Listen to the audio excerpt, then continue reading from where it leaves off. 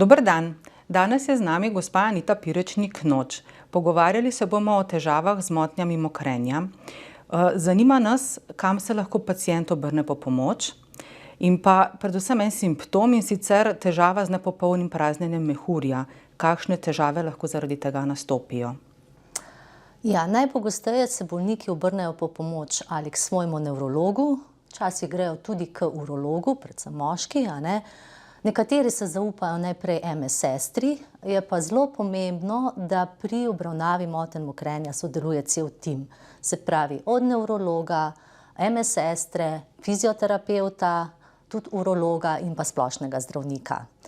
Zdaj, nepopolno praznjenje mehurja je kar ena težava, ki se bolniki pogosto srečujejo z njo. Zdaj mi moramo najprej ugotoviti, a pri bolniku dejansko gre za to nepopolno praznjenje mehurja. Zdaj lahko to naredimo na dva načina. Lahko bolnika vprašamo, ali pa bolniki že sami povejo, da imajo tisto občutek, da ko grejo na stranišče, se ne sprazni mehur do konca, ampak to ni vedno tisti najbolj 100% podatek, ker nekateri bolniki pa tega občutka nimajo. Zato je zelo pomembno, da mi to zmerimo z ultrazvokom, se pravi, bolnik gre na stranišče, potem pa mi z ultrazvokom pogledamo, koliko se mehur prazni.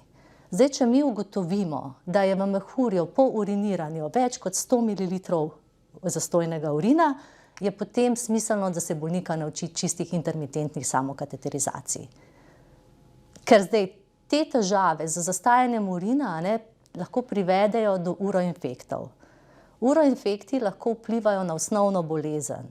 Se pravi, gre za tako imenovane, mi rečemo, psevdozagoni. In največkrat potem te uroinfekti vplivajo predvsem na spodnje okončine. Se pravi, velikokrat potem bolnik težje hodi, dobi vročino, splošno se slabše počuti. Tako da, in če se ti uroinfekti ponavljajo, je to lahko zelo slabo za samo osnovno bolezen. Hvala lepa.